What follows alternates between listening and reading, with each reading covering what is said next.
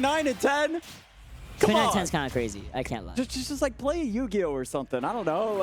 I don't want to hear nothing about Yu-Gi-Oh. My boyfriend got back into Yu-Gi-Oh. He'd be talking about the purely deck for like way too long.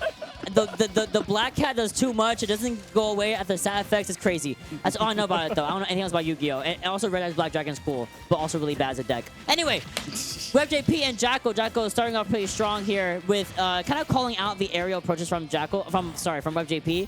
Because that's kind of what Sheik's game plan is. She wants to jump in on you. She wants to get these aerials in on you, basically. You know, that's kind of her whole game plan. Also have needles, also have bouncing fish. Things like that are also really good and beautiful up there into the back there. Yeah, this is what I mean. Like, it's going to be back and forth. They're so close.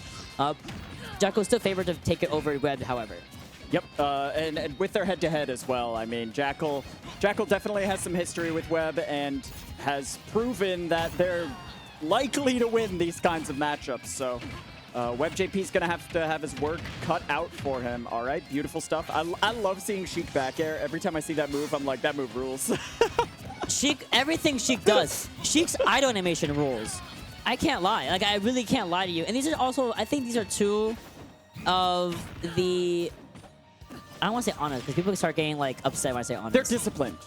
You know what? What a good word. Yeah. Two of the most disciplined characters in the roster duking it out, and you can see why down. We couldn't get the bouncing fish. I don't think it was going to be able to connect in that moment, but goes for the back throw instead. Charges up the needles once more. They're ready. She's flashing here. Now, what can WebbJP do besides switch positions? Oh, that's bad. Oh, that's good. Seeing that Jakal was going to go for that. Okay, good nair, good nair. Yep. No, you can't do anything with that. Yeah, it beats it out. Yeah. The priority move. The disjoint is just far too strong there, and WebbJP kind of trying to sneak out a stock there. Maybe should have stuck to the ledge trap. Jakal's gonna make Webb pay for that one. 50% already. Oh, nice. Good patience. Waits for the shield drop. Gets the kill needed, and honestly, not too much extra credit given onto Jakal into the next stock now. You know, and Webb's kind of in a bad spot. I can't lie. Getting caught on the platform, getting caught on the ledge. You're going to go forward, coming through to kind of back Jakal off of him for a second, but Jakal is just unrelenting in making sure that Webb can't play the game. Yeah, I mean, Webb just being a little too eager off stage has devolved into a whole stock lead for Jakal. So, I mean, if he can't pick up the pieces soon, then, oh, that's no good. Oh, rolled. Okay. Interesting. All right. We get out scot-free for a second there, and Webb finds a way to get the scrappiness back in his favor. You saw how beautiful that was, and he just kind of going in for jabs and getting the action coming in from the Sheik. Really good job once again, but needles aren't charged up either, meaning that he's not really going to get any bouncing fishes or any kills like that onto Jakal quite yet, but setting him up off stage would be really good, if not for that dash attack coming through. All right. Oh. Okay. It's so scrappy. It's so... They're both throwing out their nairs over and over again, and Wolf's is bigger. Wolf's is bigger, and I think it also hits a little bit harder. It does a little bit more damage. A little bit more damage. They're both good at their own things. Sheik's more of a combo tool, but I mean, at this point, you're not needing combos, you're needing stocks, and Wolf is going to be getting those amazing landing trap there with that up tilt, continuing the pressure. And Jakal's still going for these short hop backers, trying to find something to kind of keep to call out on Webb, right? There it is. That's the first one needed. As it does come through once, if not twice. Second one does connect into F-tilt. Yeah, you're laying on that ledge for a little bit too long. Iframes go away so quickly. And that's going to be game one going over to Jakal as the prophecy foretold so far. Yeah, seriously. And Jakal, that patient gameplay, was just able to kind of force the situation once that first stock was gone. Just brutal stuff. Just throwing out hitboxes, retreating fair, retreating bear, retreating nair, just over and over again until WebbJP was basically slamming his fists into a wall saying, "Let me in, let me in." Let me in. Let me in. I love Andre. He's so funny. All right. We're going to do a little bit of a scenery swap here. Going over to Hollow Bastion of all places, which, can't lie, I don't really hate it. I actually don't mind a lot of the stages that people go to. It's like Smashville.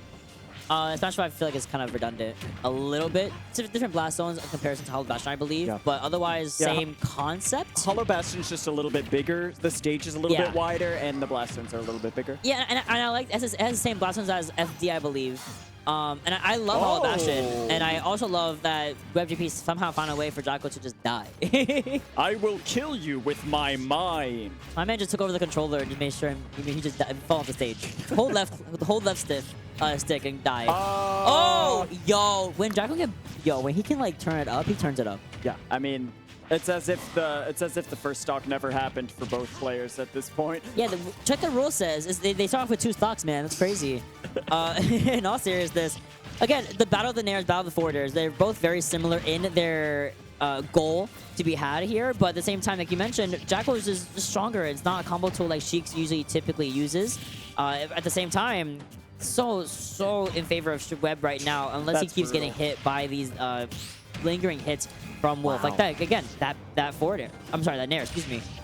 Oh, man, Yo. what a pickup. I mean, you don't see that super often from a Wolf player getting a cheesy stock from a down air like that. No, never. I didn't even know they connected like that after the bounce up from the down air. That was so smart from Webb. Jeez. Into the up smash. Very, very well played. Very much giving, just ouch levels of craziness, And we got called back a little bit. Yeah, I mean, Jakal is just a menace right now. Ooh. Absolutely Ooh, off the top. combo from WebbJP, though. That's what you like to see to even things out. WebbJP does not want to let this momentum get away. It's last stock now, and Webb knows it's time. You have to make something happen. You have to. And with Sheik, it's a little bit more difficult to do whatever, right? At the same time, Jakal finds the dash tag, gets the lasers off, forces the low recovery coming in from Webb. Finds a little bit of the bouncing fish. Not going to be enough to find the kill, however, so has to do all over again. 40 are going to be starting things off pretty strong here, but the reverse hail of Nair is going to be completely negated by Webb. Finds the throw and gets a combo off of it. Oh. Battle of the Nairs, Battle of the Forwarders once more. Oh, no way. Yeah, just taken to the air again. Wolf's anti-air game with those back airs. Like, it's an ever-present force, and you have to respect it. It covers so much space. It kills so early. It's so non-committal to throw out, and Jakal knows where you're going to be so often. It just makes him the prominent user of that move. It really does. That's like so non-committal. He's retreating with that back air. WebbJP's trying to take stage. If Jakal misses that, He's fine. it's fine. He's completely fine. If anything, he's still at an advantage. He was never a disadvantage. Being in disadvantage is a mindset. Yeah. Jakal never is in disadvantage. He always knows he's in the lead, regardless of what the game may be telling you. Now, again, going over to Hollow Bastion, they both said run it back, we're all good, whatever, right? So, WebbJP going for the down throw into the back air. Beautiful. Now, I love the angle of that wolf recovery option from Jakal, who, again, really good at kind of hitting those angles regardless and kind of mixing it up against his opponent. But Webb is still on top of it like white on rice, but somehow we found a way to switch positions, gets the forward toe off, and suddenly Jakal's in the same spot as we saw just last game. Yeah. Oh boy, can Webb kind of close things out here at the ledge. Jakal using that air drift and that massive Nair hitbox to get that landing safe. Webb trying to fight off this Wolf, but okay, Jakal just retreating there. Both of them are kind of missing each other. They're trying to find each other's spacings and placements here, but nothing doing.